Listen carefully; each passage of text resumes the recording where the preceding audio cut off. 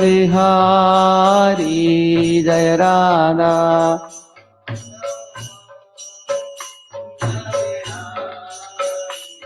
जय राधा माधव कुंज बिहारी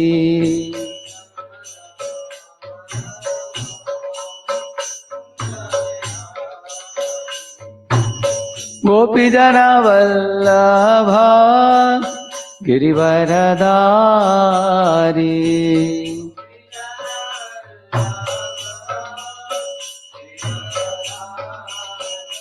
जय यशोदानंदन व्रज जनरंजन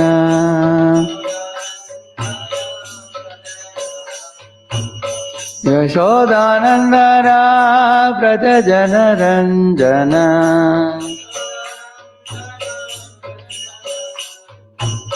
यमुना तीरावनचारी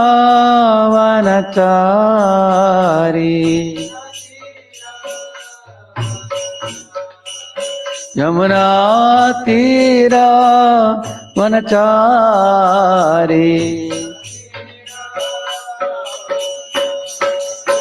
जय राधा माधव कुंज बिहारी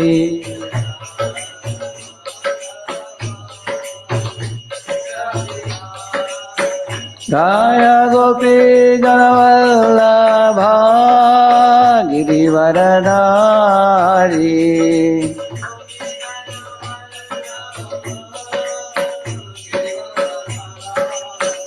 यशोदानंदन व्रज जनरंजन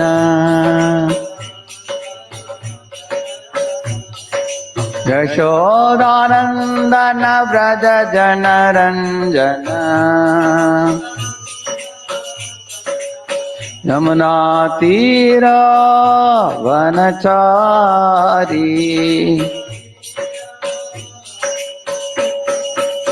जय राधा माधव कुंज बिहारी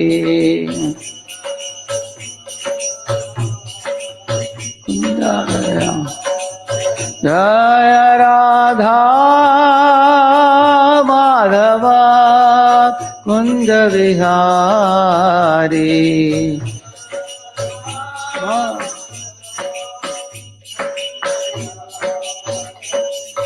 हे कृष्ण चैतन्य प्रभु नित्यानंद श्री अद्वैत गदाधर श्रीवासादि गौर भक्त वृंद जय श्री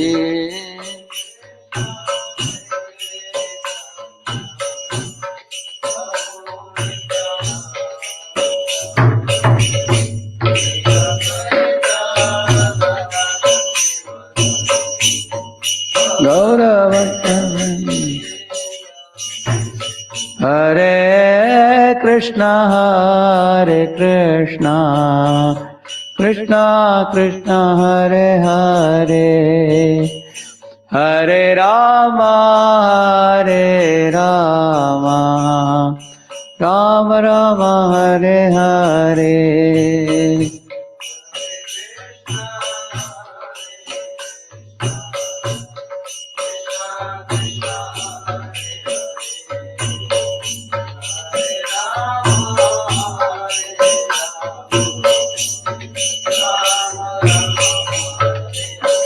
हरे कृष्णा कृष्ण कृष्ण हरे हरे हरे राम राम राम हरे हरे हरे कृष्णा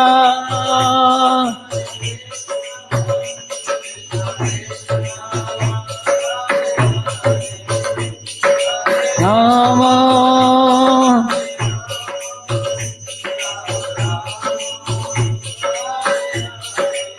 जय गौरांग निताय गौरांगिताय श्री श्री गौरांगिताय गौरांगिताय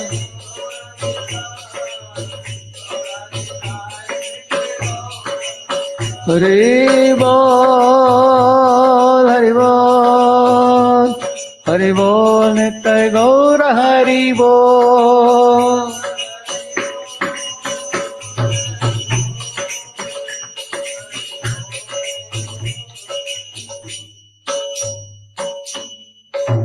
अलिग पावन हरिनाम संकीर्तन की अनंत कोटि वैष्णव वृंद की श्रील प्रभुपाद की ग्रंथराज श्रीमद् भागवतम की निताय गौर प्रेमानंदे। ओम अज्ञानतिमिरन्धस्य ज्ञानाञ्जनशलाकया चक्षुरुन्मीलितं येन तस्मै श्रीगुरवे नमः। श्रीचैतन्यमनोभीष्टं स्थापितं येन भूतले स्वयं रूपः कदा मह्यं ददाति स्वपदान्तिकं। वन्देऽहं श्रीगुरोः श्रीयुतपदकमलं श्रीगुरून् वैष्णवांश्च श्रीरूपं साग्रजातं सहगणरघुनाथान्वितं तं सजीवं साद्वैतं सावधूतं परिजनासहितं कृष्णचैतन्यदेवं श्रीराधा कृष्णपादान् सहगणललिता श्रीविशाखान्वितांश्च नमो ॐ विष्णुपादाय कृष्णप्रेष्ठाय भूतले श्रीमते भक्तिवेदान्तस्वामिनिति नामिने। नमस्ते सारस्वते देवे गौरवाणी प्रचारिणे निर्विशेषशून्यवादी पाश्चात्यदेशतारिणे। नमो महावदन्याय कृष्णप्रेमप्रदायते कृष्णाय कृष्णचैतन्यनाम्ने गौरत्विषे नमः। हे कृष्ण करुणा सिंधो दीनबंधो जगत्पते गोपेश गोपिका कांत राधा कांत नमोस्तुते। तप्त कांचन गौरांगी राधे वृंदावनेश्वरी वृषभानुसुते देवी प्रणमामि हरिप्रिये। वाञ्छाकल्पतरुभ्यश्च कृपा सिन्धुभ्य एव च पतितानां पावनेभ्यो वैष्णवेभ्यो नमो नमः। जय श्री कृष्ण चैतन्य प्रभु नित्यानंद श्री अद्वैत गदाधर श्रीवासादि गौर भक्त वृंद। हरे कृष्ण कृष्ण कृष्ण हरे हरे हरे राम राम राम हरे हरे। ओम नमो भगवते वासुदेवाय।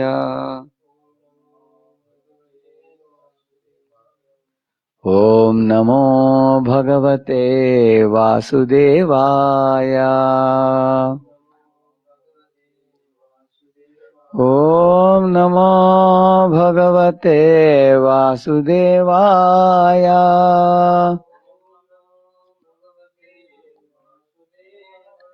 नारायणं नमस्कृत्य नरं चैव नरोत्तमं देवीं सरस्वतीं व्यासं ततो जयमुदीरये। नष्टप्रायेष्व भद्रेषु नित्यं भागवत सेवया भगवत्युत्तमश्लोके भक्तिर्भवति नैष्ठिकी। कृष्णाय वासुदेवाय देवकी नंदनाय च नंदगोपकुमाराय गोविंदाय नमो नमः। हरे कृष्णा। ये वर्ल्ड होली नेम वीक के उत्सव हम लोग एक हफ्ते के लिए मना रहे हैं। जीबीसी कीर्तन मिनिस्ट्री की ओर से परम पूज्य लोकनाथ स्वामी महाराज जी सारे दुनिया के कोने कोने के भक्तों को पहुंचा रहे हैं कीर्तन और प्रवचन भगवान के नामों के गुणगान के संबंध में। तो आज का सत्र भी भगवान के हरिनाम से जुड़ा हुआ ऐसे एक महत्वपूर्ण शीर्षक है। हम पढ़ने जा रहे हैं 11वां स्कंद 5वां अध्याय 32वां श्लोक। कृष्ण वर्णम त्विषा कृष्णम सांगोपांगास्त्र पार्षदम यज्ञैः संकीर्तनप्रायैर् यजन्ति हि सुमेधसः कृष्णवर्णं त्विषा कृष्णम् साङ्गोपाङ्गास्त्रपार्षदम् यज्ञैः संकीर्तनप्रायैर् यजन्ति हि सुमेधसः। अनुवाद पढ़िए। कलयुग में बुद्धिमान व्यक्ति ईश्वर के उस अवतार की पूजा करने के लिए सामूहिक कीर्तन संकीर्तन करते हैं, जो निरंतर कृष्ण के नाम का गायन करता है। यद्यपि उसका वर्ण श्यामल कृष्ण नहीं है, किंतु वह साक्षात कृष्ण है। वह अपने संगीतों, सेवकों, आयुधों तथा विश्वास पात्र साथियों के संगत में रहते हैं। इस श्लोक में महत्वपूर्ण एक सूचना हम लोगों को दिया जा रहा है, क्योंकि हम लोग जी रहे हैं किस युग में? कलयुग में। तो इस श्लोक के पूर्व सत्य, त्रेता, द्वापर इत्यादि युगों के बारे में वर्णन है। उन युगों में पूजनीय भगवान पुरुषोत्तम का रूप क्या है, उनके लिए किस नाम से उनके गुणगान होना चाहिए और किस तरह के विधि विधानों को इंसान को अपनाना चाहिए, और उन युगों में रहने वाले लोगों का लक्षण क्या क्या दिखाई देते थे, सब बताया गया है। और खास करके इस श्लोक में कलयुग वासियों के बारे में है, जो हम लोग हैं। इसलिए कलयुग के बारे में इस अध्याय में जो भी दिया हुआ हो, इधर कुछ श्लोक हैं, 4-5 श्लोक हैं इस अध्याय में, तो हमारे लिए बहुत महत्वपूर्ण है, क्योंकि इधर आपको पता चल जाएगा आज के सत्र में कलयुग के जीवों का लक्षण क्या क्या है और उनके लिए पूजनीय युग अवतार कौन है और उनके पूजने का मार्ग क्या है, सब इन श्लोक में बताया जा रहा है। तो मैं वो संग को मैं दिखाऊंगा, उन श्लोकों को भी मैं आपको दिखाऊंगा।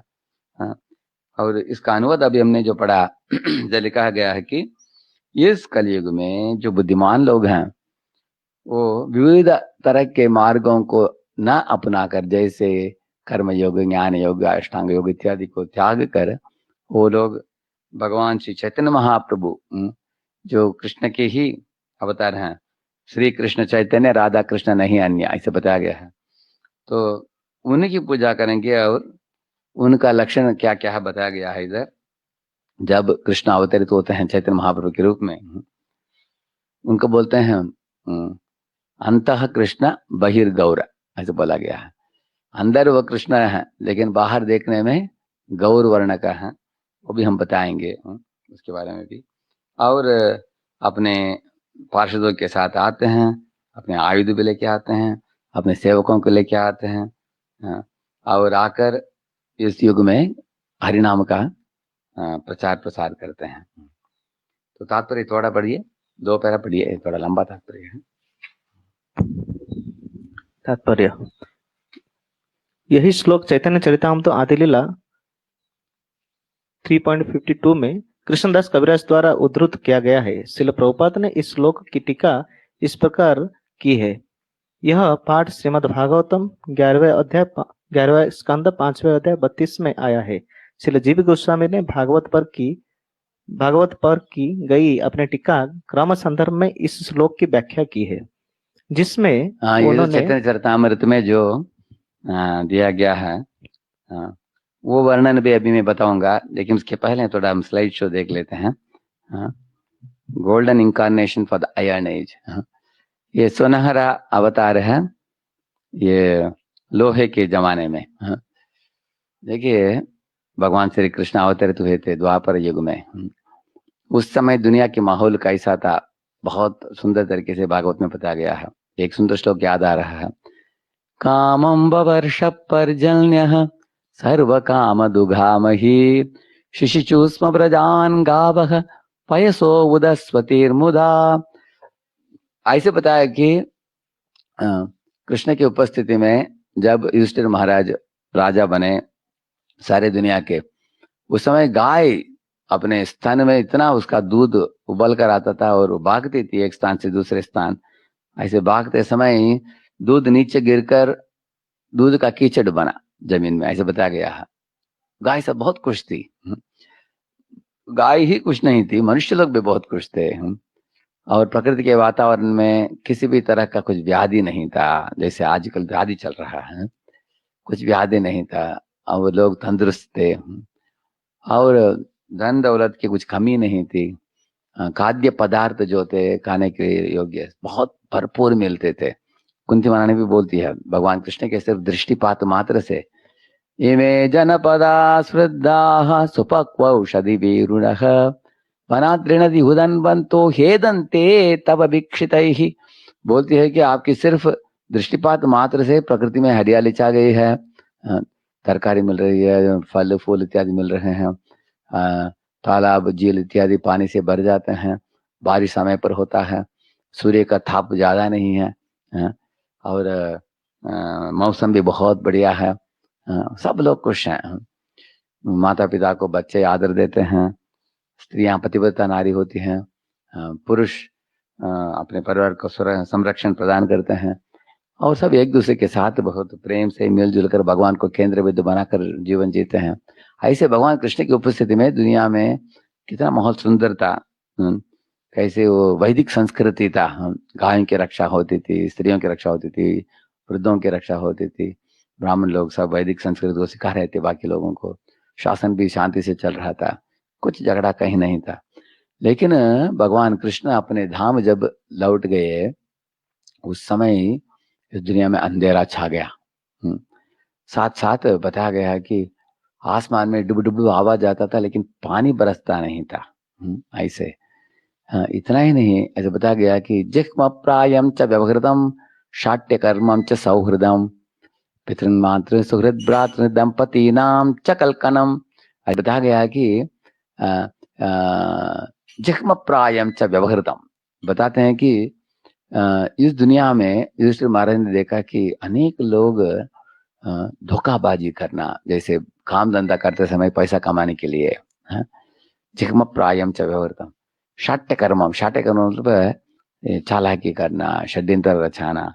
जनता में इस तरह की आदतें आ गई। कभी भाई भाई के बीच में भी झगड़ा होता था, पिता बेटे के बीच में, माँ बेटी के बीच में, दंपतियों में भी। तो उनको बड़ा आश्चर्य हुआ युधिष्ठिर महाराज को, क्या हो गया क्या हो गया, कैसे दुनिया बहुत बढ़िया सुंदर था भगवान कृष्ण की आशीर्वाद से, ऐसे कैसे इतने दुनिया बदल गया है, इतने गलत चीज हो रहे हैं दुनिया में। तो तुरंत उनको मन में विचार आया, हो सकता है भगवान अपने धाम लौट गए हैं। तो कृष्ण के उपस्थिति में और कृष्ण के अनुपस्थिति में ये दुनिया के हाल हम भागवत में पढ़ते हैं। ये 4 युगों में कलयुग का जमाना चौथा है, लास्ट जमाना है। इसके बाद जब प्रलय आता है, उसके बाद वापस सत्ययुग वापस लौट आएगा। तो इस अध्याय जरा आप देख रहे हैं, क्या हो गया इधर ये 11वें अध्याय का 5वां, 11वें स्कंद का 5वां अध्याय है।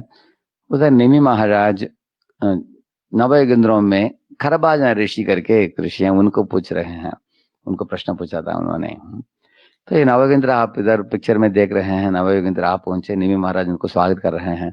दुर्लभो मानुषो देहो देहिनाम क्षणभंगुरः तत्रापि दुर्लभम मन्ये वैकुंठ प्रिय दर्शनम। बोलते हैं कि इस दुनिया में मनुष्य जीवन मिलना ही बहुत दुर्लभ है, अति दुर्लभ है।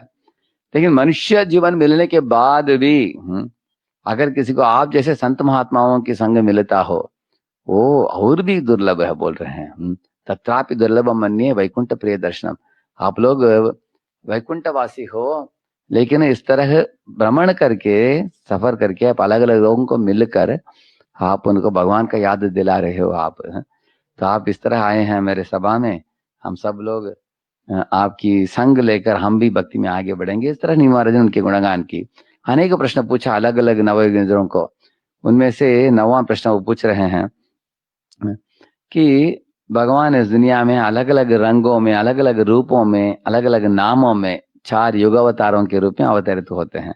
वो कौन कौन है बता सकते हैं मुझे, ऐसे पूछ रहे हैं। और उनकी पूजा करने के लिए योग्य मार्ग क्या है, कैसे उनके गुणगान हमें करना चाहिए। तो करभाजन ऋषि बताते हैं कि कृत, त्रेता, द्वापर, कली, ऐसे 4 युग हैं। कृते यध्यायतो विष्णुं त्रेतायां यजतो मकैः द्वापरे परिचर्यायां कलौ तद हरि कीर्तनात्, ऐसे चारों युगों के बारे में वर्णन है। कृते यध्यायतो विष्णुं, जैसे ध्रुव महाराज कृत्य युग के थे, सत्ययुग के थे, इसे ध्यान किया विष्णु के ऊपर। त्रेतायाम यजतो मकई का मतलब है यज्ञ करना, वो त्रेता युग का धर्म है। और द्वापर युग में मंदिर में भगवान के शिव विग्रहों की पूजा आराधना। और कलयुग में कलौतद हरि कीर्तनात्, भगवान हरि की कीर्तन करने से भगवान हरि आसानी से प्राप्त हो जाते हैं। तो आगे इसके बारे में बताया जाएगा।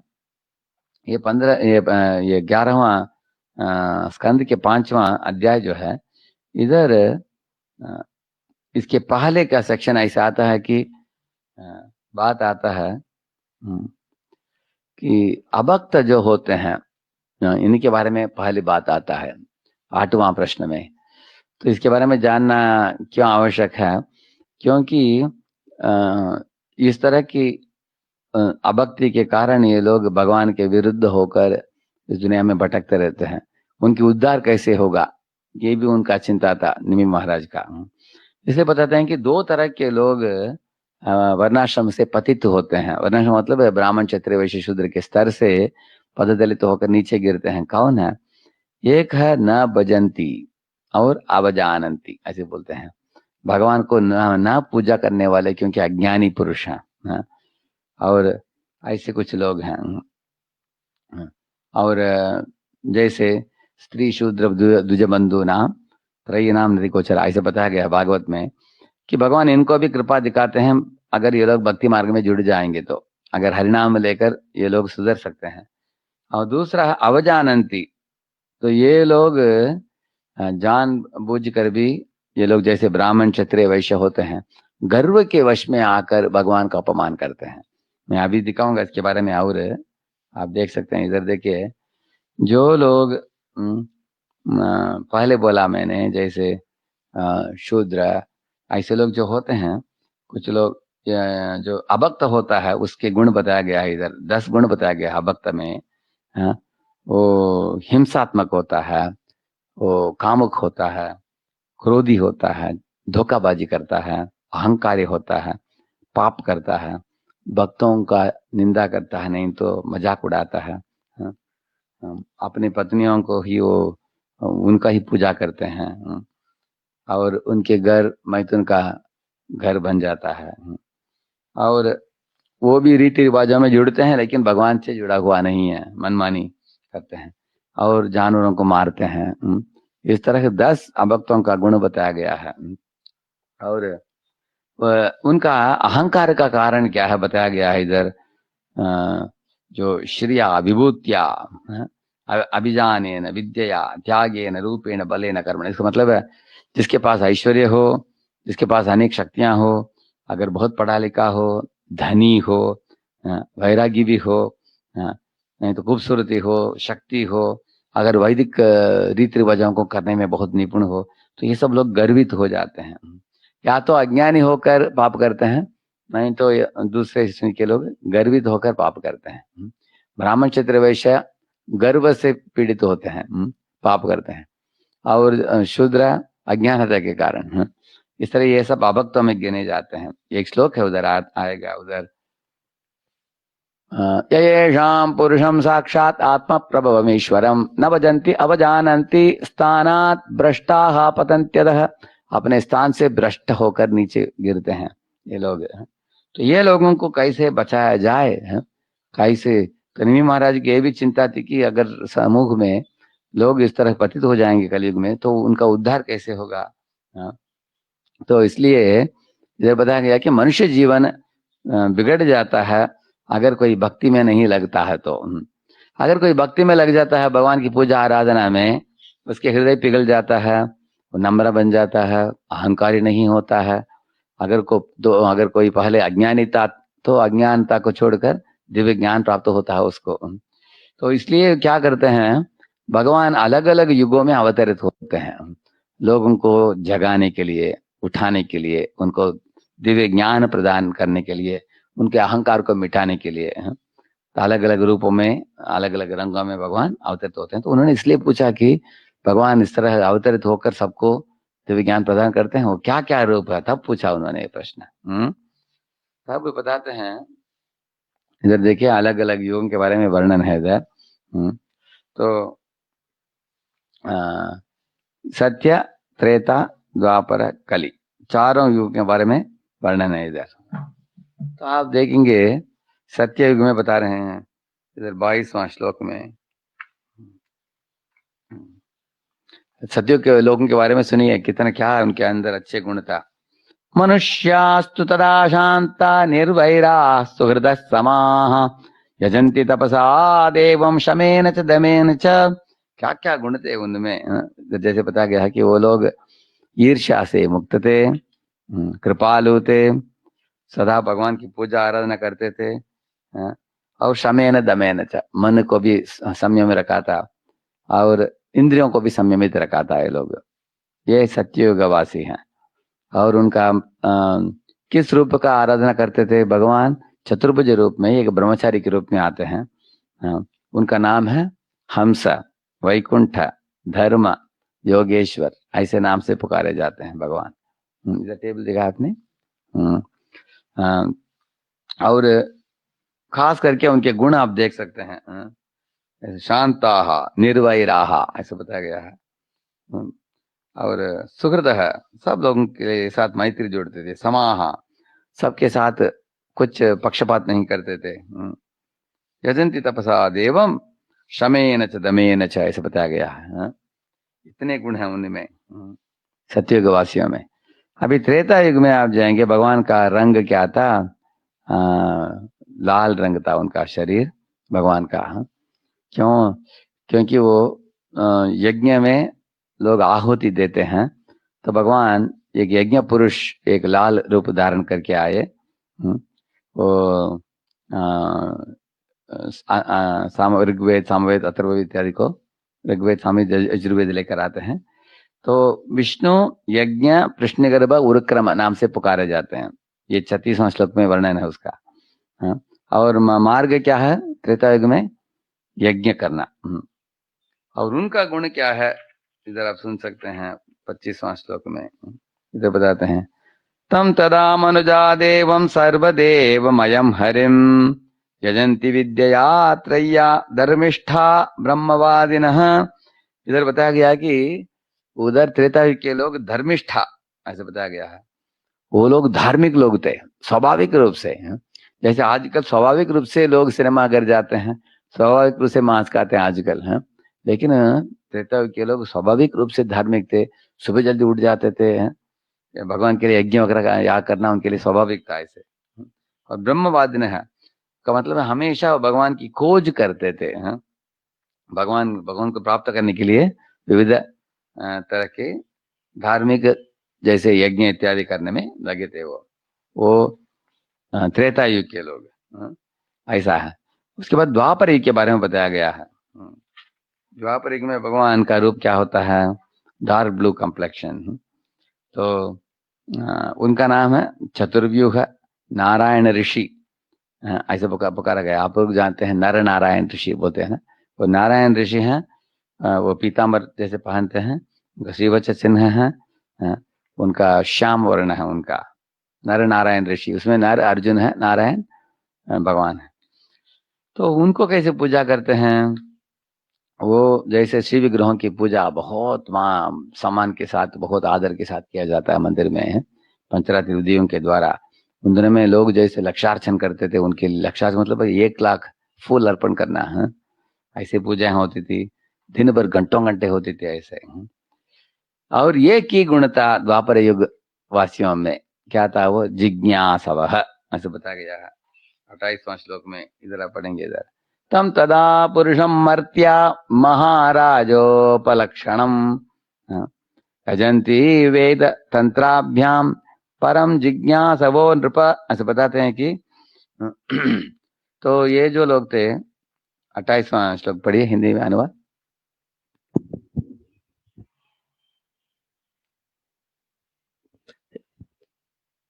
हे राजन, द्वापर युग में जो लोग परम भोक्ता भगवान को जानने के इच्छुक होते हैं, वे वेदों तथा तंत्रों के आदेशानुसार उन्हें महान राजा के रूप में आदर देते हुए पूजा करते हैं। एक ही गुण बताया गया है कि वो लोग जिज्ञासा बोला गया है कि खोज करते हैं भगवान को। भगवान के संबंध में विषय पूछताछ करते हैं, भगवान के बारे में बोलो, जीवन का लक्ष्य क्या है, हम कैसे सदगति प्राप्त कर सकते हैं। हर एक इंसान के अंदर वो प्यास था, आध्यात्मिक प्यास था। साथ साथ भगवान की पूजा आराधना बहुत सम्मान के साथ करते थे। उस तरह आदत था। तो आगे जाकर बताते हैं इन सब योगावतारों के लिए ये दिया गया है, अलग अलग मंत्र दिया गया है। तो आगे जाकर 31वां श्लोक में बोलते हैं इधर, इति द्वापरवर्वेशस्तुवन्ति जगदीश्वरम नाना तंत्र विधानेन कलावपि यदा शृणु। बोलते हैं कि अभी तक मैंने आपको बता दिया सत्य त्रेता द्वापर के बारे में, अभी कलयुग में भी क्या होगा मैं बता देता हूं तुमको, वो भी सुनो। ऐसे बताते हैं। तो तात्पर्य में एक बार पढ़िए उधर 31वां श्लोक। कलावोपी अर्थात कलयुग में भी महत्वपूर्ण शब्द है।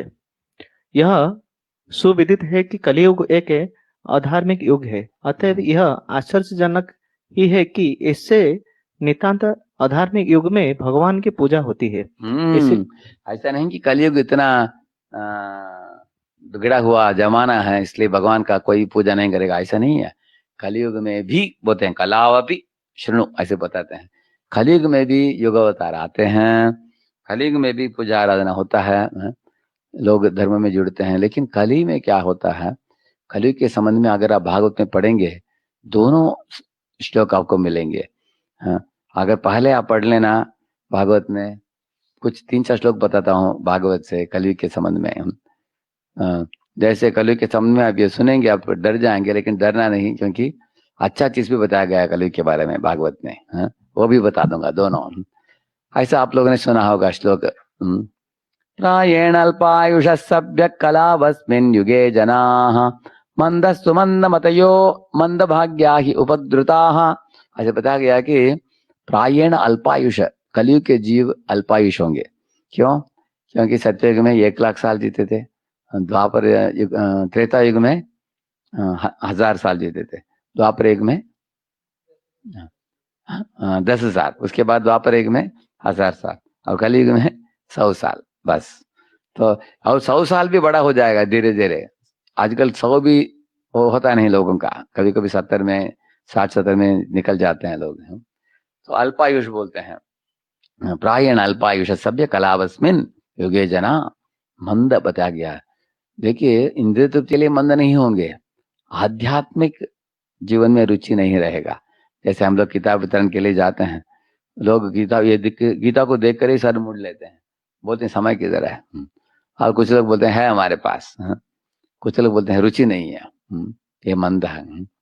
मंद सुमंद मतयो, तो उनका बुद्धि भी तेज नहीं है आध्यात्मिक विषयों को समझने के लिए।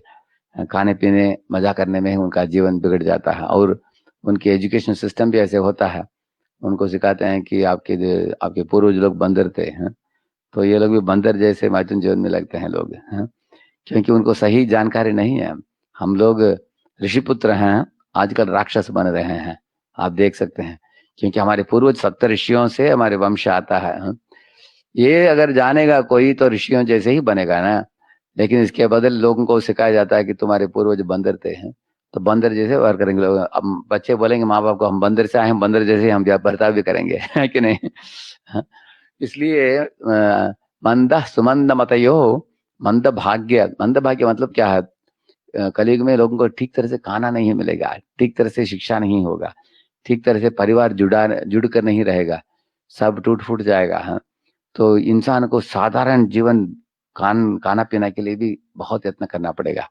ऐसे 12वें स्कंद में आप पढ़ेंगे बाद में, बताया गया कि लावण्यम केशधारणम, पुरुष लोग लंबे लंबे बाल रखेंगे और स्त्री काट देंगे बाल को, छोटा रखेंगे, ऐसा बताया गया। और स्त्री पुरुष कैसे विवाह होगा, किस खानदान में जन्म है, चरित्र क्या है, नहीं देखेंगे, बस ऊपर ही ऊपर देखने का। पुरुष देखा, खूबसूरत देखा कोई स्त्री, शादी कर लो, स्त्री देखेगी पैसा है क्या, उस पुरुष के पास शादी कर लो बस। ऐसे शादी करके घटस्फोट भी हो जाएगा उनका ऐसे। और ब्राह्मण लोग भी ऐसे जनेऊ पहन लेंगे 25 पैसे का, लेकिन विधि विधानों को पालन नहीं करेंगे, सिर्फ पैसा कमाने के लिए जनेऊ पहनकर पैसा कमाएंगे ऐसे। ऐसे बताते हैं। तो राजा लोग दस्यु बन जाएंगे, दस्यु का मतलब चोर बन जाएंगे, इतना लूटा लूटी करेंगे लोगों से, इतना कर वसूल करेंगे, लोगों को शहर छोड़कर भागना पड़ेगा जंगल में, ऐसे बताया गया है बाद में जब घोर कलयुग आ जाएगा। तो हम लोग अभी अभी कलयुग के 5-6 साल हुआ है अभी बस, भगवान अपने धाम लौटने के बाद। तो इस तरह कलयुग के अनेक लक्षण दिए गए हैं भागवत में। ततश्चान दिनम धर्म सत्यम शौचम दया क्षमा काले न बलिना राजन नंक्षति आयु बलम स्मृति। हे राजन, कलयुग में ततश्च अनुदिनम धर्म सत्यम शौचम दया क्षमा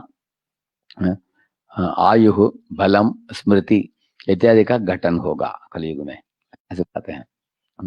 पूछो मत, कलयुग का जमाना जैसे एक दोषों का सागर ही है। कलौ दोष निधे राजन अस्ति ही एकान महान गुणान कीर्तनात् एव कृष्णस्य मुक्त संग परम व्रजेत, ऐसे एक श्लोक है। तो मैं 8वीं कक्षा में था, किसी ने मुझे एक भेंट दिया है, एक किताब, एक बर्थडे के दिन। तो हम खोल कर देखा, हमने उसमें लिखा था भागवत, लिखा था उसमें भागवत का एक वॉल्यूम था वो तुम्हारे तमिल भाषा में। वो खोल कर देखा, पहले ही ये श्लोक लिखा था उधर। ये लिखा था कि खलौ दोष निधे राजन अस्ति ही ये कान महान गुणान कीर्तनात् एव कृष्णस्य मुक्त संग परम व्रजेत। इसका अनुवाद इस प्रकार है, कलयुग दोषों का बड़ा सागर है, इसलिए दोषारोपण करना बहुत कठिन चीज नहीं। कलयुग में कहीं भी उंगली दिखा दीजिए, दोष दिखाई देगा आपको।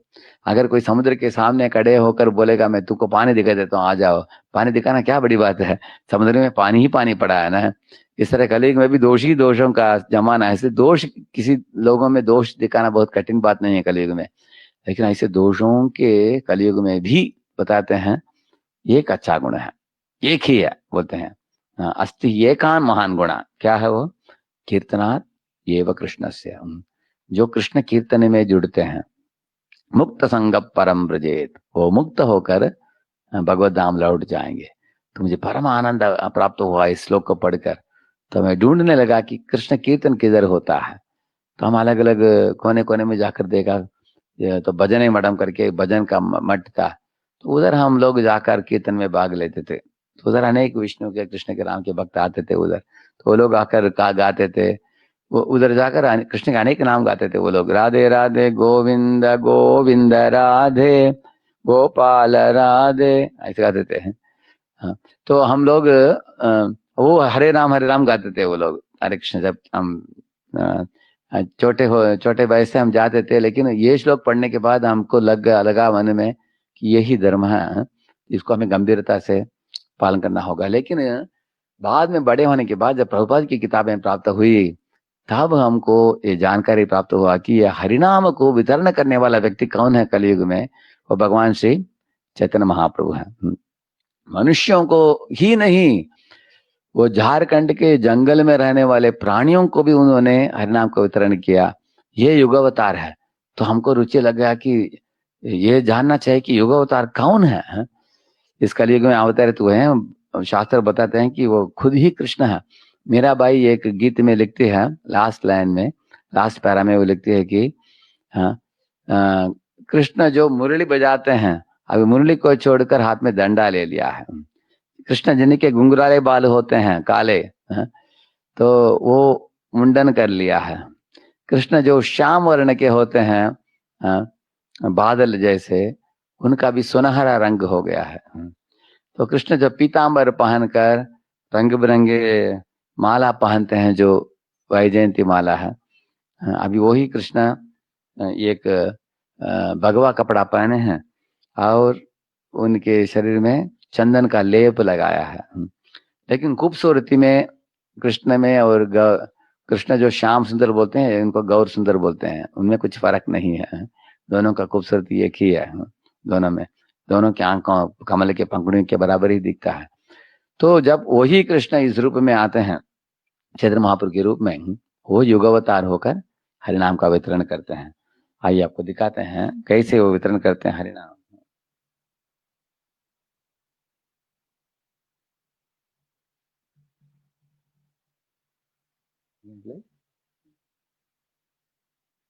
हरे Krishna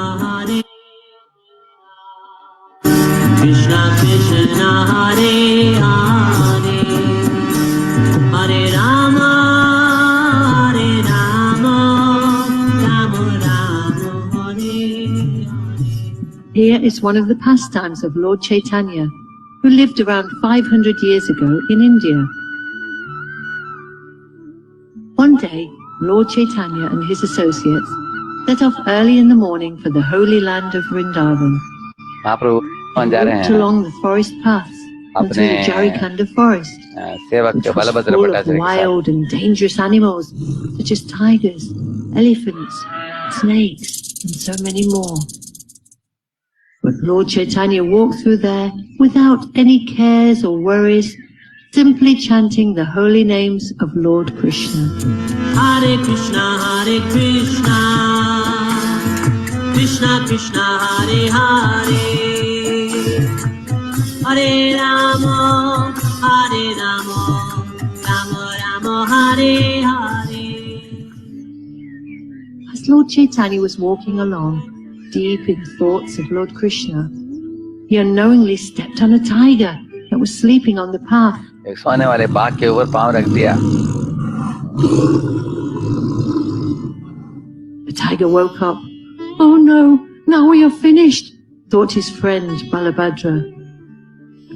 Lord Chaitanya spoke to the tiger and said, why are you sleeping? Get up and chant Hare Krishna. The tiger got up and amazingly started chanting and dancing, Hare Krishna, Hare Krishna. Balabhadra was astonished to see this behavior.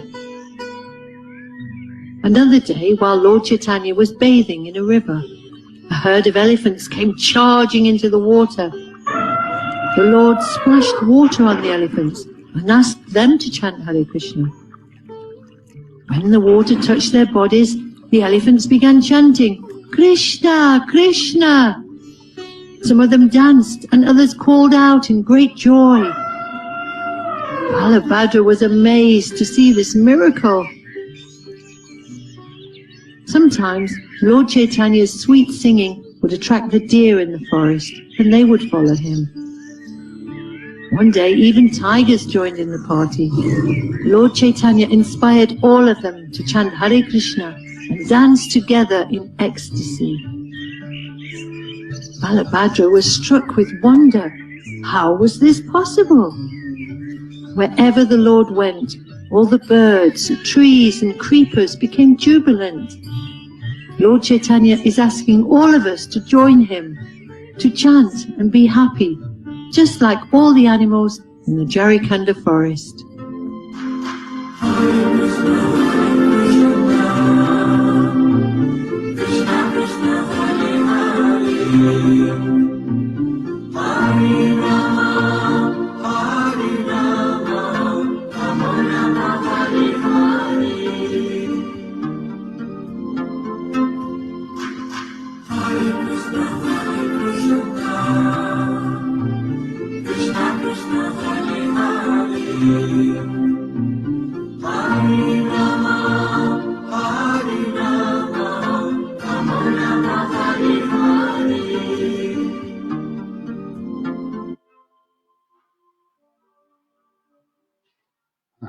जैसे आपने देखा चैतन्य महाप्रभु ने जंगल के बाघ, हाथी, हिरण इत्यादि सब जानवरों को हरिनाम देकर जगा दिया। तो कोई शंका कर सकता है कि क्या ऐसे जानवर हरिनाम कैसे ले सकते हैं, ये तो कपोल कल्पित कुछ कहानी दिख रहा है। लेकिन आप देखेंगे 50 साल के पहले श्री प्रभुपाद जी अमेरिका जाकर जो हिप्पी लोग थे, सबसे पतित अवस्था में थे, सब तरह के ऐसे कुकर्मों में लगे थे, विविध तरह के नियमों को तोड़ते हुए, जैसे शराब पीना, नशा लेना, अवैध संग करना इत्यादि में। ऐसे लोगों के हृदय में भी जगह दिया ना उन्होंने, हरिनाम करके उनको जगा कर सत्य पथ में लगा दिया उन्होंने। तो प्रभुपाद जी बोला करते थे कि मैं अमेरिका में आकर इस तरह के बिगड़े हुए लोगों को भी उठाकर मैं दिखा दिया दुनिया को कि कैसे इंसान को सुधारा जा सकता है।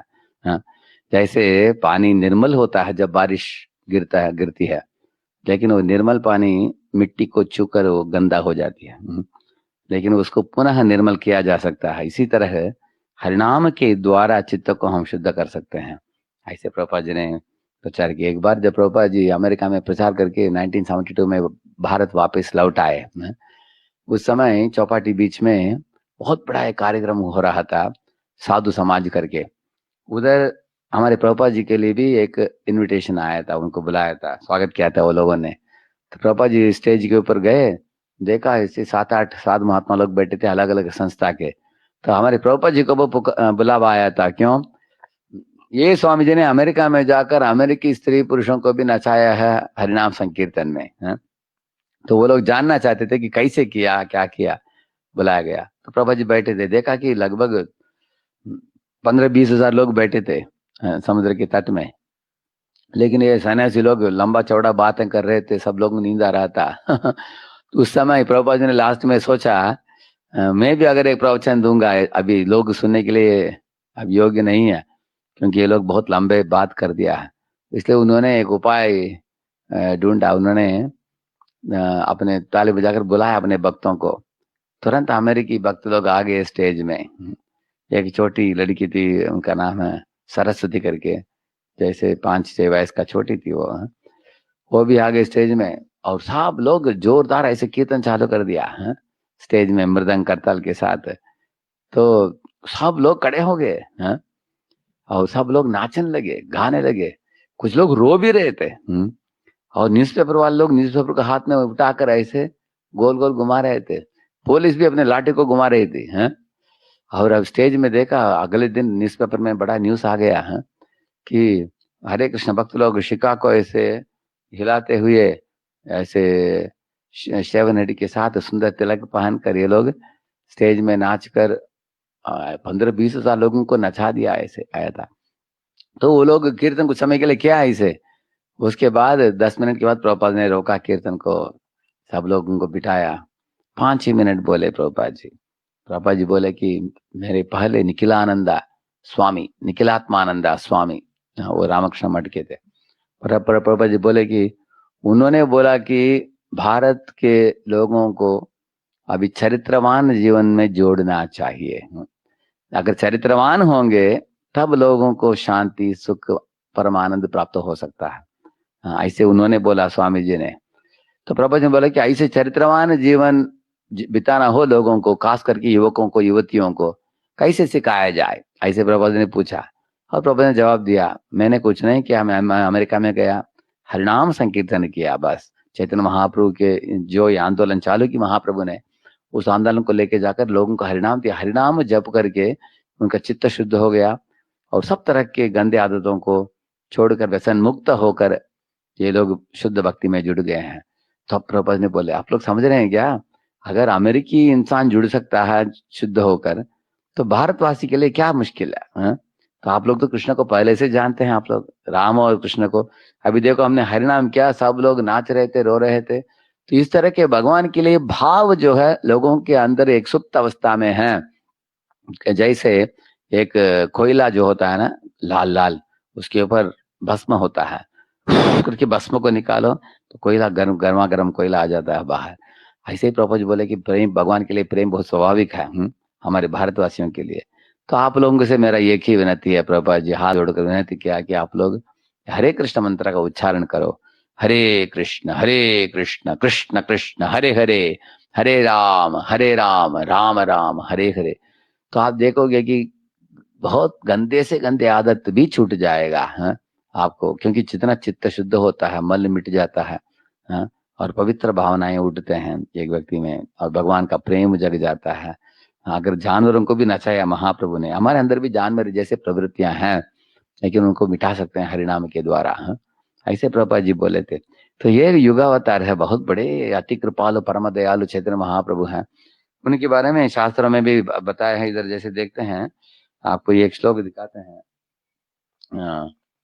ये भागवत में एक श्लोक आता है इसे, आसन वर्णास्त्रयो ह्यस्य गृहणतो अनुयुगम तनुः शुक्लो रक्तस्तथा पीत इदानीं कृष्णतां गतः। ऐसे एक श्लोक है। इसका अनुवाद इस प्रकार है। ये गर्गमुनि बोल रहे हैं नंदा बाबा को, आपका बेटा जो कृष्ण है वो हर युग में अवतरित होता है, वो अलग अलग रूपों में अलग अलग नामों से ऐसे।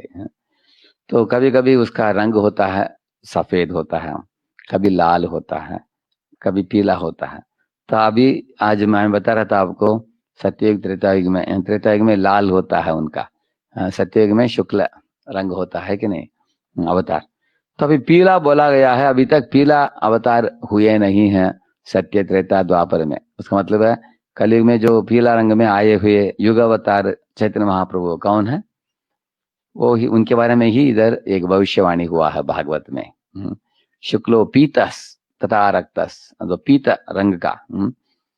और वो बोल रहे हैं कि अभी द्वापर युग में वो श्याम वर्ण में अवतरित हुए हैं, लेकिन भविष्य में वो पीला रंग का अवतार होगा उनका।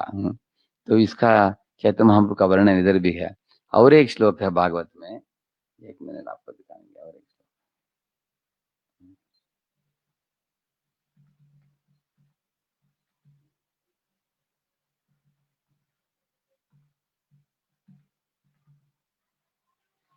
देखिए, ये प्रहलाद महाराज बताते हैं, अभी जो मैं श्लोक दिखाने जा रहा हूँ आपको, प्रहलाद महाराज के सेक्शन में आता है ये तम नृतेर्यगृषिदेव जशावतारैर लोकान विभावयसि हंसि जगत प्रतीपान धर्मम महापुरुष पासि युगानवृत्तम छन्न कलौ यदभवस्त्रियुगो तसत्वम। बोलते हैं कि 3 युगों में भगवान को कोई भी पहचान सकता है आसानी से, लेकिन कलयुग में वो छन्ना अवतार के रूप में आते हैं। क्योंकि छन्ना का मतलब डका हुआ, अपने आप को मैं भगवान हूं करके घोषणा नहीं करते हैं जनता के लिए, जनता के पास। कोई अगर चैतन्य महाप्रभु को बोलते थे कि आप कृष्ण हो, तुरंत वो अपने कान को बंद करके विष्णु विष्णु बोलते थे। क्यों? वो ये सिखाना चाहते थे कि कलयुग में कोई भी उटपटांग काम करते हुए अपने आप को भगवान करके घोषणा कर देता है, बोले कलयुग में साधारण जीव, क्षुद्र जीव भी। इसलिए महाप्रभु के डर था कि मैं अपने सत्य बात बता दूंगा तो नकल करके अनेक लोग भी अपने आप को घोषणा करेंगे मैं भगवान हूँ। इसलिए अपने आप को छन्ना अवस्था में रखा उन्होंने महाप्रभु, इस तरह बताया गया है। लेकिन महाप्रकाश लीला में भगवान दिखा देते हैं, उनके असली रूप क्या है सब दिखा देते हैं। तो इस तरह इधर आदि लीला में अनेक चैतन्य महाप्रभु के बारे में वर्णन आता है। इधर बताते हैं विष्णु सहस्त्र नाम से एक श्लोक है आदि लीला में 47 है।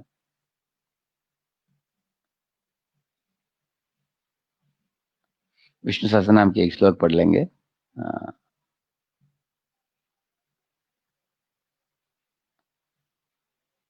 हाँ, सुवर्ण वर्ण हेमांगो वरांगश्चंदनांगदी संन्यासकृत समशांतो निष्ठा शांति परायण, ऐसे श्लोक है। इधर बताया गया है कि इधर सुवर्ण का मतलब है सोना। इनका रंग कैसे होगा? विष्णु के 1000 नामों में एक नाम है कि वो सन्यास बनकर आते हैं। आप किसी को भी पूछिए दक्षिण भारत में, अरे विष्णु कब सन्यासी बनकर आते हैं, वो लोग आश्चर्य करेंगे, अरे विष्णु तो षडैश्वर्य पूर्ण है, वो सन्यासी कैसे बनेंगे? लेकिन उनको भी बड़ा आश्चर्य है, वो इस तरह सन्यास लेकर आते हैं भगवान कृष्ण। सुवर्ण वर्ण उनका रंग होता है सोने के बराबर, हेमांगो है। वरांग चंदनांगदी, वो हमेशा चंदन पहनते हैं अपने माथे के ऊपर, कंधों के ऊपर। संन्यास कर तो संन्यास ले लेते हैं। और नास्तिकों को, मायावादियों को शांत कर देते हैं। और इस तरह वर्णन आता है। वो खुद भी शांत होते हैं और इंद्रियों संयमित होता है उनका। और पूरा कृष्ण भक्ति निष्ठा परायण, कृष्ण भक्ति में डूबे रहते हैं हमेशा। और भक्त वत्सल होते हैं, सुशील होते हैं, सर्वभूत सम होते हैं। इस तरह उनके सुंदर वर्णन दिया गया है। तो महापुरुषों में 32 गुण होता है, वो सब के सब गुण चैतन्य महाप्रभु में दिखाई दिए। जैसे अगर आपको मालूम होना चाहिए कि महापुरुष कौन है, अगर आप खड़े रहोगे तो आपका हाथ आपकी घुटने से भी नीचे जाना चाहिए, उसका मतलब आप महापुरुष हैं।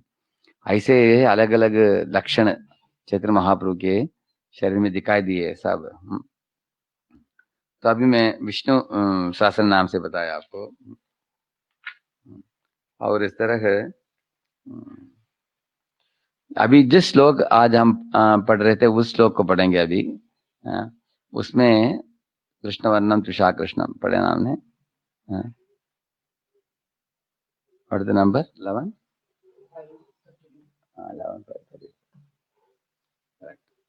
तो खास शब्द इधर इस्तेमाल किए गए हैं। देखिए, जब योगावतार कलयुग में आते हैं चैतन्य महाप्रभु, कृष्ण वर्णम, उसका मतलब क्या है? कृष्ण की वर्णन करते हैं वो हमेशा। आप देखेंगे चैतन्य महाप्रभु के जीवन हमेशा कृष्ण के गुणगान में गया है। गुणगान करते हैं, हरिनाम करते हैं, नाचते हैं, जगन्नाथ की दर्शन लेते हैं, भक्तों के साथ बैठकर कृष्ण कथा की चर्चा ही करते हैं, और हरिनाम देते हैं लोगों को। और उनका सीख यही था, बोलो कृष्ण, भजो कृष्ण, करो कृष्ण शिक्षा। तो इधर बताया गया कि कृष्ण वर्णम, उसके लिए इसका दो मीनिंग है उसका। एक है कृष्ण, उनके मुख में हमेशा कृष्ण का नाम रहता है सदा। जैसे दक्षिण भारत में जाते समय गाते थे वो, कृष्णा कृष्णा कृष्णा कृष्णा कृष्णा कृष्णा कृष्णा हे, बोलिए कृष्णा कृष्णा कृष्णा कृष्णा कृष्णा कृष्णा हे, कृष्णा कृष्णा कृष्णा कृष्णा कृष्णा कृष्णा कृष्णा हे, कृष्णा कृष्णा कृष्णा कृष्णा कृष्णा कृष्णा कृष्णा, कृष्णा कृष्णा कृष्णा कृष्णा कृष्णा कृष्णा कृष्णा हे,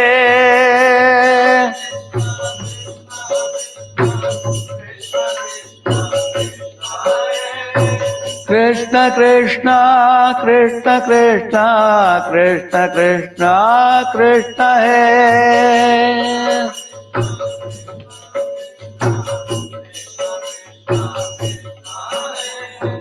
राम राघव राम राघव राम राघव रक्षमां, राम राघव राम राघव राम राघव रक्षमां, कृष्ण केशव कृष्ण केशव कृष्ण केशव पाहि मां,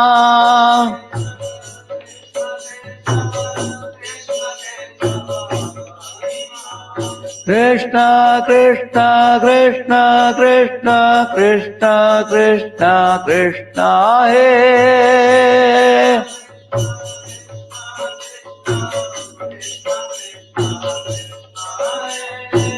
कृष्ण कृष्ण कृष्ण कृष्ण कृष्ण कृष्ण कृष्ण हे,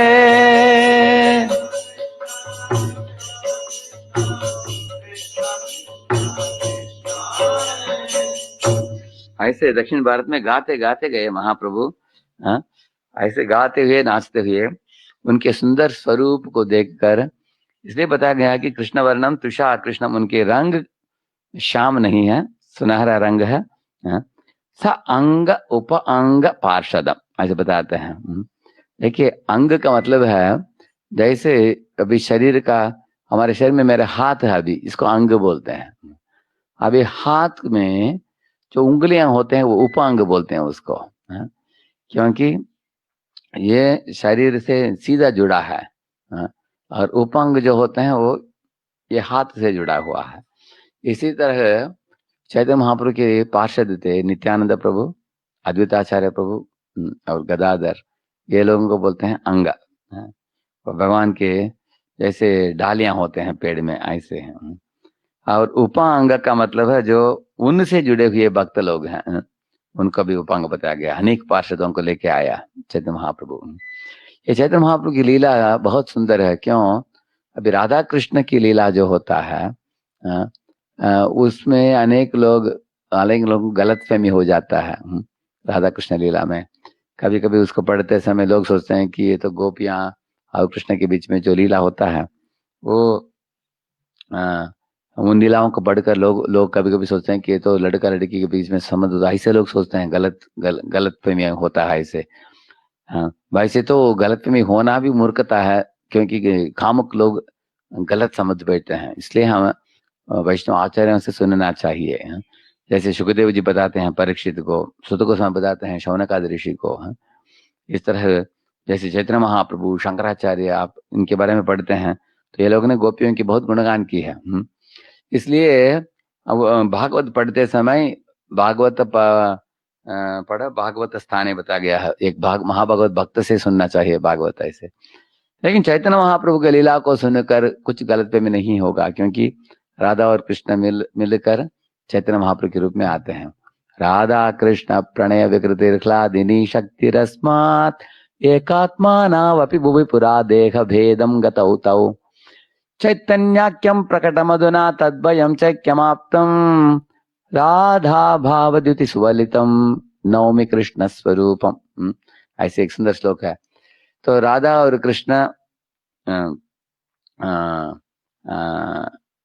दो हुए हैं, भगवान तो एक ही है, परम भगवान, लेकिन वो दो हुए हैं।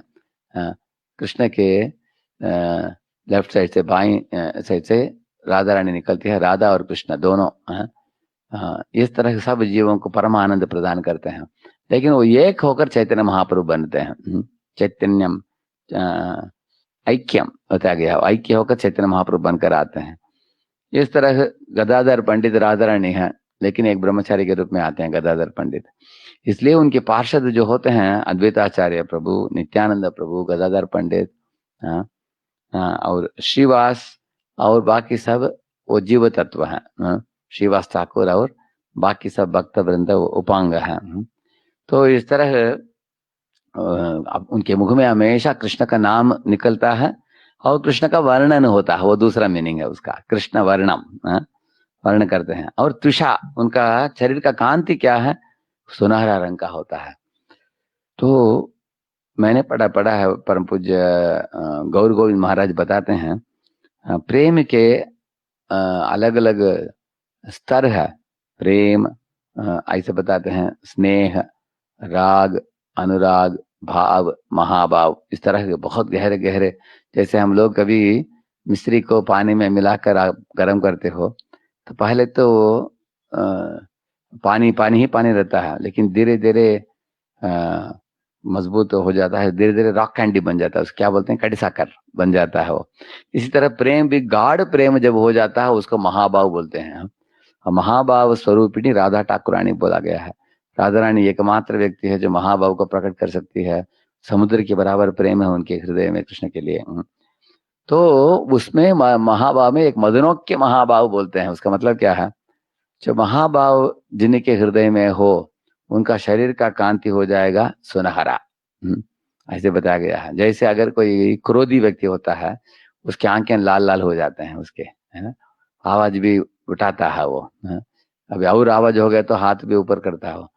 तो जिस तरह क्रोधी व्यक्ति के अंदर की जो भावना है वो बाहर निकलता है लाल लाल आंखों के बराबर और व्यवहार के द्वारा, इसी तरह अंदर हृदय में अगर कृष्ण के लिए भावना हो, मदनोक्य महाभाव, जैसे मैंने बोला स्नेह, प्रणय, राग, अनुराग, भाव, महाभाव, मदनोक्य महाभाव, उन लोगों का शरीर कांति एकदम सुनहरा हो जाता है। तो राधा रानी के शरीर इसलिए सुनहरा है। चैतन्य महाप्रभु का भी शरीर ऐसे सुनहरा रंग का है। वो तुषा कृष्णम सा अंग उप अंग अस्त्र पार्षदम। उनका अस्त्र क्या है वो भी बताया गया है। उनका अस्त्र है हरिनाम संकीर्तन, वही अस्त्र है। दूसरा अस्त्र है उनकी खूबसूरती। जब महाप्रभु गए दक्षिण भारत में प्रचार के लिए, उनको जिसने भी देखा, दूर से भी देखा, उनकी खूबसूरती देखकर आकर्षित हुए। जैसे आलालनाथ में गए, लोग उनको छोड़ने के लिए भी तैयार नहीं हुए हैं, कीर्तन करते रहे। कोई बोले कि हम घर जाना की इच्छा ही चला गया, हमको आपके साथ ही रहेंगे। वैसे कुर्म ब्राह्मण ने भी बोला महाप्रभु को कि मैं आपके साथ आ जाता हूँ, मुझे आपका असिस्टेंट बना लीजिए, साथ में मैं भी आप जैसे भक्ति में गंभीर बनना चाहता हूँ। तो हजारों लाखों लोगों को अपने खूबसूरती से आकर्षित किया, अपने शरीर की कांति से, और साथ साथ उनको हरिनाम देकर उनके चित्त को शुद्ध करके ऊपर उठाया महाप्रभु ने ऐसे हैं। तो इसलिए उसको बोलते हैं, वो अस्त्र बोलते हैं। देखिए इस दुनिया में अगर आप देखेंगे अनेक अवतार में भगवान आए हैं, उनको अनेक असुरों को मारा भी है भगवान ने, आप लोग जानते हैं कितने असुरों को मारा है भगवान ने ऐसे। लेकिन इस युग में जब भगवान चैतन्य महाप्रभु के रूप में आते हैं, किसी को मारते नहीं है इसलिए। लेकिन अस्त्र तो लेके आते हैं, क्या करते हैं अस्त्र को लेकर? अस्त्र को लेकर हमारे अंदर जो राक्षसी प्रवृत्तियां हैं उसको मार देते हैं हरिनाम देकर ना, ऐसे बताया गया है। तो हरिनाम की ये महिमा है कि हमारे अंदर जो जानवर रूपी बुरे आदतें हैं, काम क्रोध लोभ इत्यादि, उसको मार देता है हरिनाम। यह नाम श्रुति मात्रेण पुमान भवति निर्मल है। जब नाम श्रुति से हमारे चित्त निर्मल हो जाता है, तो ये करते हैं चैतन्य महाप्रभु, ऐसे बताते हैं। इस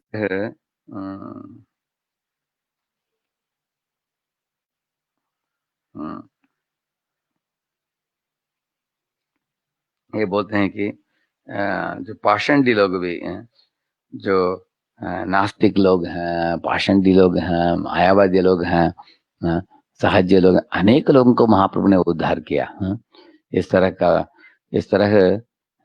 खुद भी प्रचार किया, और अद्वैताचार्य प्रभु नित्यानंद प्रभु इन लोगों के द्वारा भी प्रचार किया, अपने भक्तों के द्वारा भी। और इस तरह हजारों लाखों को भक्ति में जोड़कर बाद में भी वो अलग अलग बस्ती में जाकर प्रचार करके हरिनाम के द्वारा अनेक लोगों को उद्धार किया। यज्ञ संकीर्तन प्राय, यज्ञ शब्द का मतलब है भगवान की खुशी के लिए किया हुआ काम, उसको बोलते हैं यज्ञ बोलते हैं। उसका मतलब भगवान की इच्छा को पूर्ति करना। कुछ लोग सोचते हैं यज्ञ का मतलब है यज्ञ कुंड होना चाहिए, यज्ञशाला होना चाहिए, आहुति देना चाहिए अग्नि में, वही यज्ञ है। वो भी सही बात है। वो उसका मतलब क्या है, जैसे यज्ञ कुंड विष्णु का मुख है, और यज्ञ कुंड में जो आग होता है वो विष्णु के मुख में जो जिह्वा है। जब हम आहूत चढ़ाते हैं वो विष्णु उसको ले लेते हैं उसको, और जो करते हैं यज्ञ उनको शुद्ध होता है। लेकिन यज्ञ में अनेक तरीके के यज्ञ हैं, जैसे चौथे अध्याय में गीता में भगवान बताते हैं ना, जैसे द्रव्य यज्ञ, तपो यज्ञ, योग यज्ञ तथा परे, स्वाध्याय ज्ञान यज्ञाश्च यतयः संश्रितव्रताः, सर्वेप्येते यज्ञविदो यज्ञक्षपितकल्मषाः, यज्ञशिष्टा अमृतभुजो यान्ति ब्रह्म सनातनम, ऐसे बताते हैं भगवान। द्रव्य यज्ञ, समाज में जो धनी लोग कभी कभी दान्य देते हैं लोगों को दान में, कभी कभी धर्मशाला बनाते हैं, कभी गर्मी के मौसम में पानी देते हैं, कुछ लोगों को अन्नदान करते हैं, कुछ कभी कभी गोरक्षा करते हैं, कभी कभी साधु महात्मा जो सफर करते हैं उन लोगों के लिए धर्मशालाएं बनाते हैं, कभी कभी मंदिर बांधते हैं। ऐसे अनेक तरीके के काम करते हैं लोग। तो ये बोलते हैं द्रव्य यज्ञ, द्रव्यों को देना इस तरह से। और तपो यज्ञ का मतलब तपस्या जो करता है। स्वाध्याय यज्ञ मतलब जो शास्त्रों को पढ़ता है। योग यज्ञ का मतलब जो अष्टांग योग करता है। लेकिन अनेक इस तरह का यज्ञ है। भगवान बताते हैं कि जो ये यज्ञ जानकारी के साथ करता हो कि ये मैं भगवान की खुशी के लिए मैं कर रहा हूँ, उसका लाभ हजारों गुना ज्यादा है। लेकिन सब यज्ञों में भगवान गीता में बहुत बताते हैं, यज्ञानाम जप यज्ञोस्मि, ऐसे बताते हैं। अर्जुन में सब तरह के यज्ञों में से श्रेष्ठतम यज्ञ क्या है? जप यज्ञ है, और वो मैं हूँ, ऐसे बताते हैं। यज्ञानाम जप यज्ञोस्मि। 10वां अध्याय में भगवान बताते हैं मैं पर्वतों में मैं मेरु पर्वत हूँ, पानी जब टिके रहते हैं उसमें मैं समुद्र हूँ, बताते हैं। जानवरों में मैं कौन हूँ? शेर हूँ, ऐसे बताते हैं। और घोड़ों में उच्चैश्रवा हूँ, देवता में इंद्र हूँ, ऐसे भगवान बताते हैं ना। ऐसे रुद्राणाम शंकरश्चास्मि, आदित्यानाम अहम विष्णु, ऐसे बोलते बोलते भगवान बोलते हैं कि जब यज्ञानाम जप यज्ञोस्मि। सब तरह के अनेक तरीके के यज्ञ हैं, भगवान को खुश करने का तरीका है, लेकिन जप यज्ञ मुझे सबसे ज्यादा खुश करता है। और जप का मतलब है माला में जो हम सुनते, उच्चारण करते करते हम सुनते हैं, हरे कृष्ण कृष्ण कृष्ण हरे हरे, हरे राम राम राम हरे हरे कृष्ण कृष्ण कृष्ण हरे राम राम राम हरे हरे। चैतन्य महाप्रभु खुद भी सुबह से लेकर दोपहर 12 बजे 1 बजे तक नाम गुनगुनाते थे रोज, हैं? उसके बाद हरिदास ठाकुर को मिलने के लिए जाते थे, भक्तों को मिलते थे, कीर्तन करते थे, भागवत का चर्चा करते थे, हैं? लेकिन महाप्रभु खुद माला में नाम जपा किया उन्होंने, और उनके सब अनुयायी जैसे षड गोस्वामिया, उन लोगों का भी फीडबैक है, उनका भी माला है, आप लोग देख सकते हैं समाधि में वृंदावन में, सबने नाम लिया। महाप्रभु ने ऐसे एक मुसलमान परिवार में जन्मा एक व्यक्ति था, उसका नाम था हरिदास ठाकुर, उनको नामाचार्य बनाया दुनिया को ये सिखाने के लिए, किसी भी खानदान में कोई जन्मा क्यों न हो, अगर वो नाम लेता है तो बड़े बड़े ब्राह्मणों से भी ज्यादा पवित्र हो जाता है वो, हैं? इस तरह महाप्रभु ने उनको नामाचार्य बनाया। वो जो दिन में वो 3 लाख नाम जपते थे वो, उसका मतलब है हम लोग करते हैं 16 माला एकादशी के दिन, कभी हम लोग 64 माला करने के लिए प्रयत्न करते हैं, तो अगर 64 माला को 3 गुना बढ़ाया जाए ऐसे, वो 3 लाख नाम है। 64 माला हरे कृष्ण मंत्र करने का मतलब है 1 लाख नाम है। एक बार चैतन्य महाप्रभु बोले, मैं सिर्फ उन ब्राह्मणों के घर में जाकर कहूंगा जो लाखपति हैं, ऐसे बोला। सब लोगों से, अरे हम तो लाखपति नहीं, हम गरीब हैं। तो उसके बाद उन लोगों को पता चला कि लाखपति का मतलब क्या है, 1 लाख नाम जपने वाला वही लाखपति है। ऐसे महाप्रभु बोलते थे। क्यों? क्योंकि हमारे जीवन में असली धन हरि नाम है। इस दुनिया की करेंसी नोट होगा, लाख होगा, करोड़ होगा, क्या है, सब मिट जाएगा ना वो। इसलिए एक श्लोक है ऐसे, कृष्ण प्रेम बिना व्यर्थ दरिद्र जीवन, दासु कोरि वेतन मोरे ध्येय प्रेम धन। ऐसे बताते हैं, अरे किसी के पास कृष्ण प्रेम नहीं हो, कृष्ण प्रेम बिना जीवन व्यर्थ भी है, ऐसे व्यक्ति दरिद्र भी है, बताते हैं। इसलिए भगवान, मैं आपको दास बनकर मैं नाम जपता हूँ, हाँ मुझे मेरा वेतन क्या चाहता हूँ, कृष्ण प्रेम दीजिए बस। आपके ऊपर प्रेम हो, आपकी सेवा प्राप्त हो, आपके भक्तों का संग प्राप्त हो, चैतन्य महाप्रभु की कृपा हमारे जीवन में आए, तो हम इस तरह नाम को रुचि के साथ हम अच्छे जपे, यही भक्त का प्रार्थना है। तो इस तरह यज्ञ ही संकीर्तन प्राय यजंत ही सुमेधसः, बोलते हैं कि जो ऐसे भगवान चैतन्य महाप्रभु की पूजा करते हैं कलयुग में इस मंत्र से, श्री कृष्ण चैतन्य प्रभु नित्यानंद, श्री अद्वैता गदाधर शिवासादि गौर भक्त वृंदा, जय श्री कृष्ण प्रभु नित्यानंद, श्री अद्वैता गदाधर शिवासादि।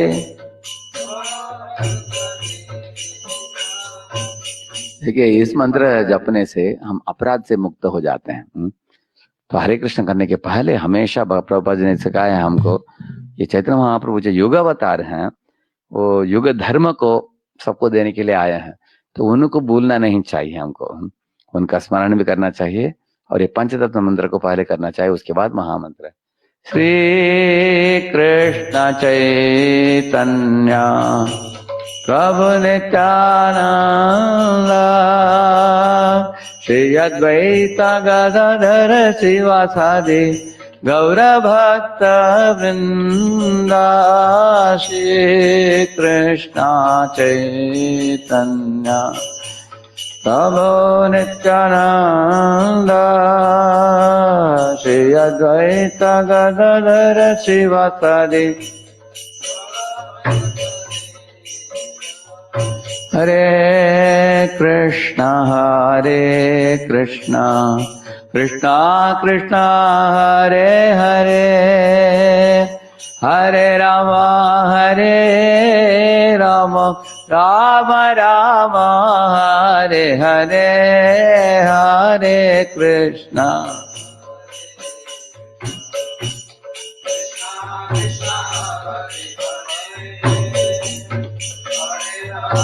हरे राम राम राम हरे कृष्णा कृष्ण कृष्ण हरे हरे, हरे राम राम राम हरे हरे, हरे राम राम राम। निताय गौरंग जय निताय गौरंगा, निताय गौरंग जय निताय गौरंगा।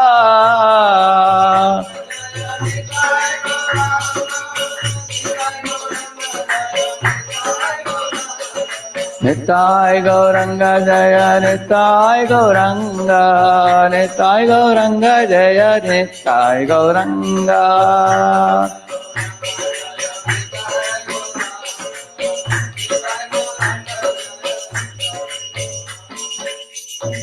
तो ये निताय गौरंगा, ये निताय गौरंगा कृष्ण बलराम है, लेकिन कलयुग में कैसे आते हैं, इनमें फर्क क्या है? बलराम ने एक तृण को लेकर मारा, एक रोमहर्षण नाम का एक गर्वी व्यक्ति को, लेकिन इस युग में वही बलराम अपने मुख में एक तृण लेकर लोट पोटते हैं जमीन में, सब जीवों को विनती करते हैं कि आप भगवान का नाम लो करके। इसी तरह चैतन्य महाप्रभु कृष्ण के रूप में कितने असुरों को मारा उन्होंने वृंदावन में, हमने सुना है ना। हाँ, पूतना से लेकर पूतना, अगासुर, बकासुर, देनकासुर, इतने अनेक लोगों को मारा ना, असुरों को मारना भी भगवान का एक लीला है। लेकिन कलयुग में जब चैतन्य महाप्रभु के रूप में आते हैं, किसी को मारते नहीं है। ये हमारा बड़ा सौभाग्य है। अगर कलयुग के जीवों को मारना हो, पापियों को, तो आप कोई बच नहीं पाएगा। लेकिन महाप्रभु मारते नहीं, हृदय में बैठा हुआ काम, क्रोध, लोभ इत्यादि असुरों को वो हरिनाम के द्वारा मारते हैं, हरिनाम को देकर मिटा देते हैं उसको। तो देखिए लास्ट में बताया गया है, यजंत ही सुमेध सहा, मेध का मतलब है बुद्धि, सुमेध मतलब है सद्बुद्धि, बड़े बुद्धिशाली होते हैं जो चैतन्य महाप्रभु की पूजा आराधना करते हैं। कारण क्या मालूम है आपको? देखिए इस धर्म में आप देखेंगे कि अनेक कठिन तपस्याओं को करना पड़ता है, वेदों को पढ़ना होता है, सत्ययुग में, त्रेता युग में, द्वापर युग में। आप सुनेंगे देवकी और वसुदेव 10,000 साल वो लोग सूखा पत्ता खाया। हम लोग एक दिन में प्रसाद नहीं मिला, आपको सूखा पत्ता सिर्फ एक टाइम भी दिया जाता है, सूखा पत्ता सुबह नहीं तो दोपहर को खाएंगे क्या कोई? सोचिए 10,000 साल का मतलब क्या है? किस तरह की तपस्या किया लोगों ने है। लोग गंगोत्री में ठंडे पानी में इतना तक गर्दन तक डूब कर रहते थे। जैसे पृथु महाराज की तपस्या पढ़ेंगे आप, आरिराधयिषु कृष्णम अचरत तप उत्तमम। तो वो वानप्रस्थ अवस्था में जंगल में जाकर 4 अग्नि डाल दिया, 4 दिशा में, ऊपर से सूर्य पंचाग्नि का उष्ण को सहन करते हुए, बारिश में, उष्ण में सहन, क्योंकि अपने इंद्रियों को दमन करने के लिए क्या क्या प्रयत्न किया है लोगों ने कृष्ण की भक्ति बाद में उसमें बढ़ने के लिए। लेकिन इस कलयुग में हम लोग ऐसे तपस्या कर नहीं पाएंगे, मर जाएंगे हम लोग। ऐसे हिमालय में जाना सब छोड़ छाड़ कर कौन कर सकता है? इसलिए कलयुग में जो एकदम सरल मार्ग देने के लिए आते हैं चैतन्य महाप्रभु। जब आते हैं तो चैतन्य महाप्रभु श्री नवद्वीप धाम में अवतरित होते हैं, मायापुर में, बंगाल में, कलकत्ता से 3 घंटा दूर है। तो वो इंटरनेशनल हेडक्वार्टर्स है इस्कॉन का। उधर जब महाप्रभु सुबह उठकर अपने पार्षदों को साथ में लेकर महाप्रभु चलते थे, इस तरह गाते हुए, उदिलो अरुणा पूरा बवागे, पिजमणि गौरया मानी जागे, भक्त समूह लोया साते, केला नागर ब्राजे। बताया गया है इधर, सुबह उठकर उदिलो अरुणा, जब पूर्व दिशा में उदय होता था सूर्य, उस समय गौर हरि भगवान चैतन्य महाप्रभु अपने भक्तों को, भक्त समूह लोहिया साथ है, भक्तों के समूह को भी साथ में लेके जाकर हरिनाम संकीर्तन करते थे, प्रभात फेरी करते थे हरिनाम संकीर्तन का, हरे कृष्ण मंत्र गाने का। तो उसको देखकर घर में लोग अपने अपने घर में बाहर आकर देखते थे कि कौन नाच रहे हैं, गा रहे हैं, सुंदर मधुर आवाज आ रहा है। ताताये बजल को घन घन घन जंजेरोल प्रेमे डल डल सोना रंग चरमे चरणे नो पुरबाजे। ऐसे बताया गया कि चैतन्य महाप्रभु अपने पाँव में नूपुर पहनते थे, जल जल आवाज आ रहा था, और भक्त लोग भी मृदंग बजा रहे थे, वो भी मधुर आवाज आ रहा था, तथाई तथाई करके, और झांझ भी बजा रहे थे, वो भी मधुर आवाज निकल रहा था, और सर हरिनाम गाते हुए नाच रहे थे। सब लोगों को बहुत अच्छा लगा, लोग तो ताली बजाएंगे उसको सुनकर, पुनः वो भी नाम दोहराएंगे। ये संकीर्तन मिशन ऐसे चालू किया चैतन्य महाप्रभु ने, और लोगों को बाहर आते हुए देखकर महाप्रभु ने सबको विनती किया है। लोगों को बोला, क्या बोला?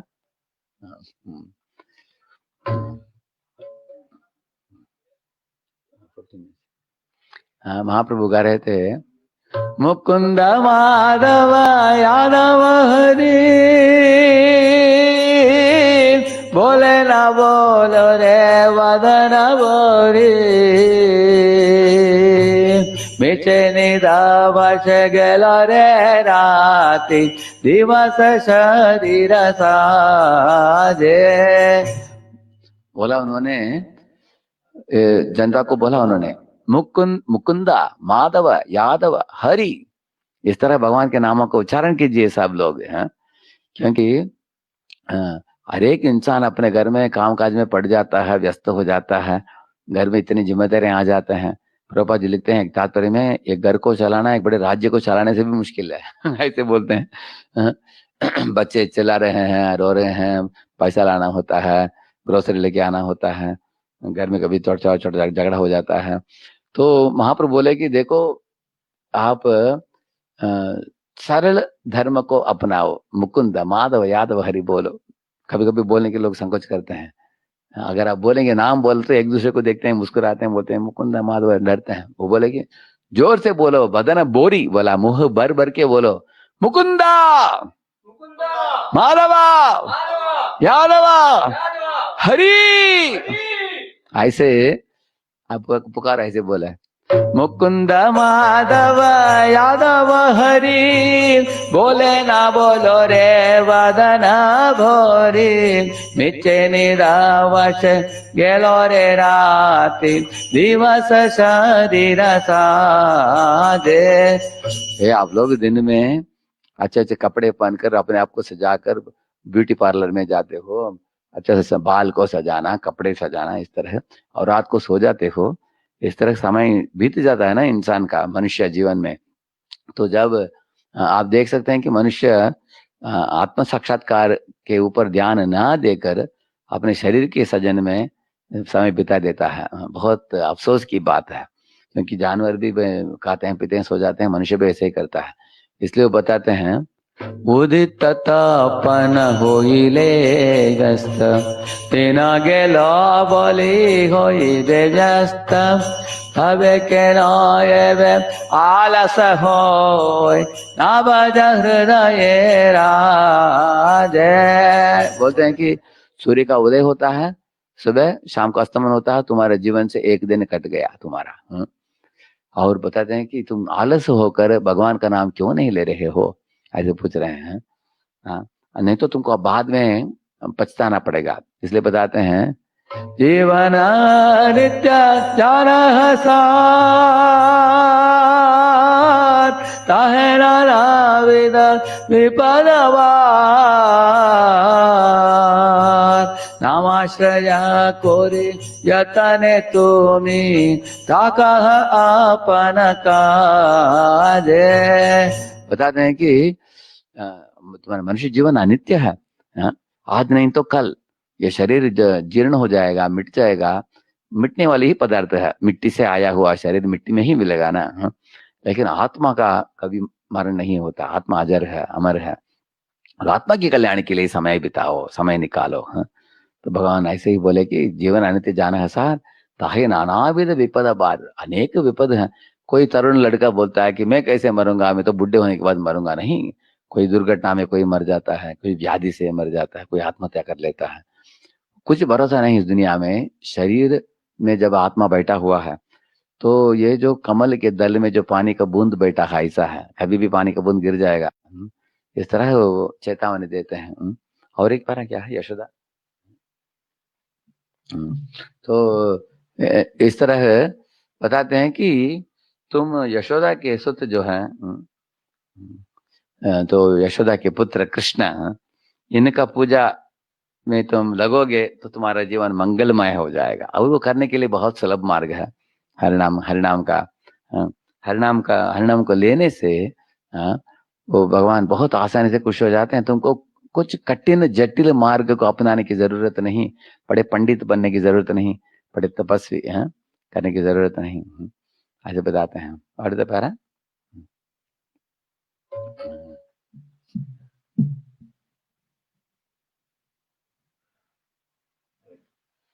जीवेर कल्याण साधन काम, जगते आसिये मधुर नाम। जीवेर कल्याण साधन काम, जगते आसिये मधुर नाम। ये मधुर नाम आया है भगवान का हमें उद्धार करने के लिए। बहुत सरल है। तो महाप्रभु ने तीन ही चीज सिखाया हमको, बोलो कृष्ण, भजो कृष्ण, करो कृष्ण शिक्षा। कृष्ण का नाम लो और भजो कृष्ण, कृष्ण की श्री विग्रह का पूजा आराधना करो, उनको अच्छे अच्छे कपड़े पहनाओ, अच्छे आभूषण पहनाओ, उत्सव मनाओ, भोग चढ़ाओ और उनके लिए कीर्तन करो, नाचो। तो कृष्ण नाम, बोलो कृष्ण, भजो कृष्ण, करो कृष्ण शिक्षा। गीता भागवत पढ़ो अपने अपने घर में, दूसरों को भी पहुंचाओ, दूसरों को भी प्रभुपाद की किताबों को दो, खुद भी पढ़ो। बहुत सरल चीज कहा है महाप्रभु ने, ऐसे यही भक्ति मार्ग है। कृष्ण नाम सुधा करिया पान, जुड़ाओ भक्ति विनोद प्राण।